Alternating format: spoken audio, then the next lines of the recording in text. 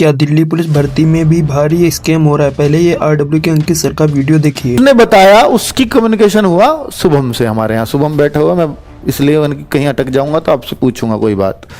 तो उससे कम्युनिकेशन चल रहा है कि ये उस बच्चे ने भेजी शुभम के पास और शुभम से बोला कि मेरे फ्रेंड के फ्रेंड है ये, उस भाई ने जिसको एज में छूट मिली थी, तब से इनकी दोस्ती बनी है।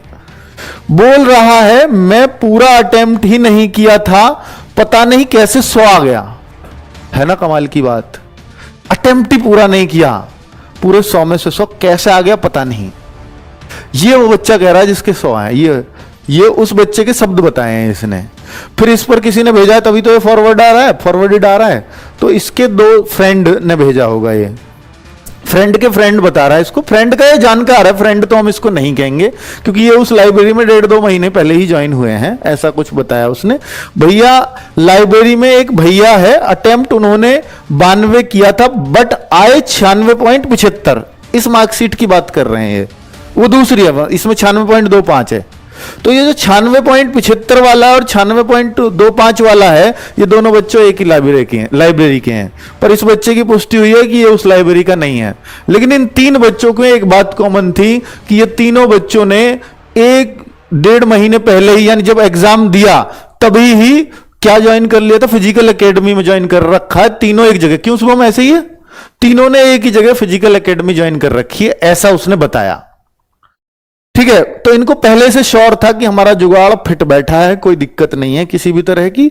और ये जो बच्चा है 96.25 वाला, ये 96.25 वाला, ये उसी लाइब्रेरी से जिसकी बात चल रही है। ठीक है, ये कोई लाइब्रेरी में उसमें बच्चा है जिसके बारे में उसने बताया, ये दूसरा है और ये दूसरा है 96.75 वाला। आपके पास शायद स्क्रीनशॉट होगा, हमारे पास नहीं है, पर इसका है। ठीक है, तो ये 96.75, 96.25 और 100, ये 3 लोग तो एकदम फेक निकले हैं। और इनके अब आप कहो कि सर चलो इसका तो ये कम्युनिकेशन है, ये किसी से कह रहा था, 3rd पर्सन से, उसने बताया कि पता नहीं मैंने तो 100 अटेम्प्ट। कोई 100 में से 100 क्वेश्चन करता भी नहीं है, तब भी उसके 100 नंबर आ जाते हैं। ये कैसे संभव है? हमें लगता है ये स्कैम बहुत बड़े लेवल पर हुआ है। एक स्टूडेंट 4 साल मेहनत करता है और दूसरी तरफ 7 से 10 लाख देकर कोई वही वर्दी ले जाता है। क्या यही हमारी देश की सच्चाई है? जब सीट बिकती है तो नुकसान सिर्फ उसका नहीं होता जो फेल हुआ होता है, बल्कि उसका भी होता है जो पढ़ने वाला था पर हाई कट ऑफ जाने की वजह से नहीं हुआ। स्कैम की वजह से कट ऑफ में 5 से 10 नंबर बढ़ जाते हैं। बिना सेंटर वालों की मर्जी के बिना इतना बड़ा स्कैम नहीं हो सकता। सोचिए, जहां फोन ले जाना मना है वहां अंदर से पेपर की फोटो बाहर आ जाती है। अगर ऐसा ही चलता रहा तो पढ़ने वाले बच्चे कहां जाएंगे? सरकार को इस पर कोई एक्शन लेना चाहिए। क्या आपके भी सेंटर पे कुछ ऐसा अजीब हुआ था? तो आप कमेंट करके जरूर बताइएगा।